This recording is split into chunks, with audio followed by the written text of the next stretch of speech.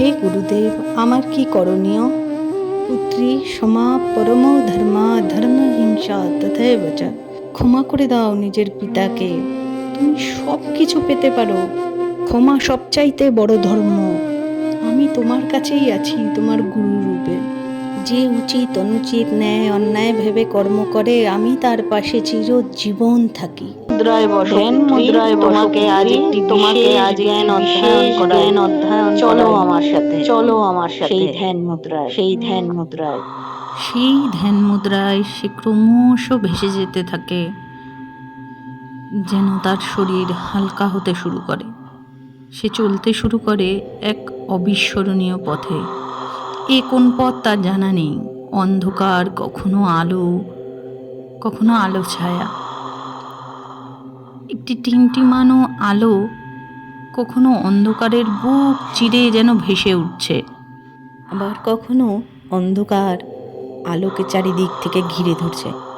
এমন করতে করতে হঠাৎই অন্ধকারের মাঝখানে আলো যেন টিমটিমানো হয়ে গেল। সে নিঃশ্বাস নিচ্ছে, ছাড়ছে। এমন করতে করতে এক সময় নিজের নিঃশ্বাসকে আটকে নিল।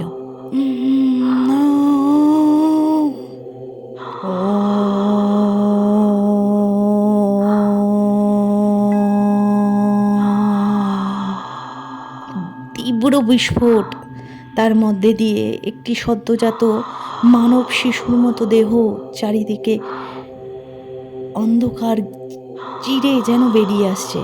এবার তার পদ্মনাভ থেকে একটি কমল ওপর দিকে উঠে আসছে। ওম উচ্চারণের সাথে সাথে চারিদিকে সেই তীব্র রশ্মি ফেটে পড়েছে, অন্ধকারের মাঝে চারিদিকে ছড়িয়ে পড়ে, এবং নাভিকমল থেকে আরেকটি সদ্যজাত মানব, তার 5 মাথা, একটি পদ্মকমলের ওপর সে বসে আছে। সে, তার একটি মাথা একটু ভুরা রঙের এবং সে ধবলকান্তি চেহারা। সে ধ্যান করতে করতে হঠাৎ তার ধ্যান ভাঙল। ধ্যান ভাঙতেই সে ওপর পানে দেখল তার 5 মাথার একটি মাথাতেই চোখ, নাক, মুখ সব উপস্থিত ছিল। তাই সে ওপর পানেই দেখতে পেত। সে দেখল চারিদিকে নতুন নতুন পিণ্ডের মতো সৃষ্টি, আগুনের মতো, এবং সে সেই পদ্মফুল থেকে নেমে দেখল একটি মানব দেহ শুয়ে আছে। সে ভাবল এটা তারই সৃষ্টি, সম্পূর্ণ সৃষ্টি তার। সে তাকে ডাকল এবং বলল, আমি তোমার জনক এবং এই সৃষ্টির। সে মৌন রইল, নীল বর্ণের মানব শিশু। সে তার কথা গ্রহণ না করে এদিক ওদিক তাকিয়ে দেখল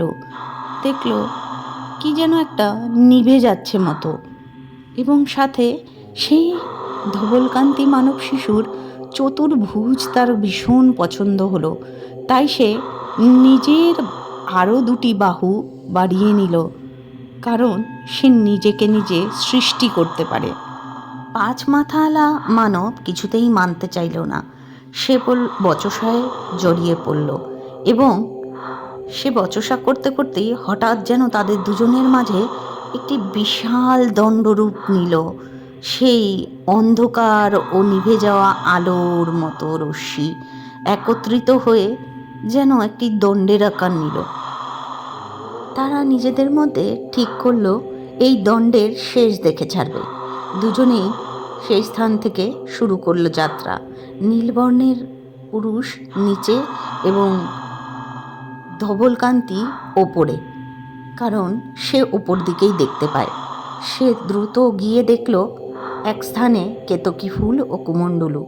সে দেখেই তা তুলে নিল, এবং সেই কুমণ্ডলু তুলে নেওয়ার পরে সে ভাবল, আমি পেয়ে গেছি।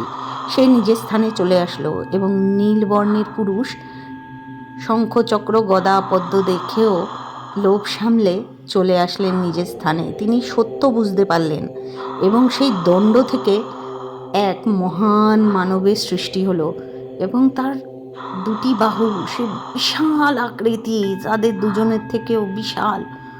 কিন্তু তারপরেও সে ধবলকান্তি পঞ্চমাথাওয়ালা চতুর্ভুজ পুরুষ কিছুতেই মানতে চাইল না এ সৃষ্টিতে অন্য কেউ নিজের ত্যাগ সাধন করেছে, যার ফলস্বরূপ তারা সৃষ্টি হয়েছে। সেই বিশালকায় পুরুষ হঠাৎ করে তার হাতে একটি বড় উজ্জ্বল অস্ত্র ধারণ করলেন, যার 3 মাথা। ছেদন করতেই যাবে সেই পঞ্চভূত মাথার পঞ্চম মাথা, কিন্তু তাকে সম্পূর্ণরূপে শেষ করতে যাচ্ছিলেন।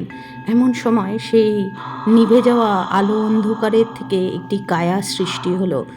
তিনি একজন নারী, হ্যাঁ, নারী কায়া। তাকে সেই নীল বর্ণের পুরুষ প্রণাম জানালেন এবং তিনি বললেন যে আজকের পর থেকে এই ব্রহ্মাণ্ডের রচনা তুমি করবে, তাই তোমার নাম হবে ব্রহ্মা। এবং নারায়ণকে বিশেষ ভালোবাসা জ্ঞাপন করলেন যে নিজেকে সৃষ্টির থেকে সচেতন বলে জানে। অনুপস্থিত মুছে যাওয়া রশ্মিকেও যে দেখতে পায় সেই তো নারায়ণ, যার উপস্থিতির অপেক্ষা করে না, তার দিব্য জ্ঞানই যথেষ্ট। এবং ধীরে ধীরে সেই উজ্জ্বল রশ্মি একদম নিভে গিয়ে চারিদিকে শুধু পিণ্ডের আকৃতিতে ছড়িয়ে পড়ল এবং চারিদিক স্তব্ধ হয়ে গেল।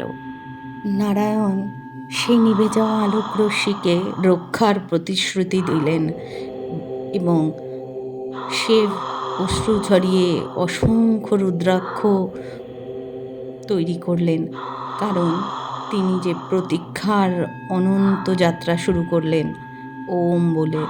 এবং ব্রহ্মা নিজের সৃষ্টি তৈরি করলেন। এখানে দেবী প্রকৃতি জন্মগ্রহণ করবেন।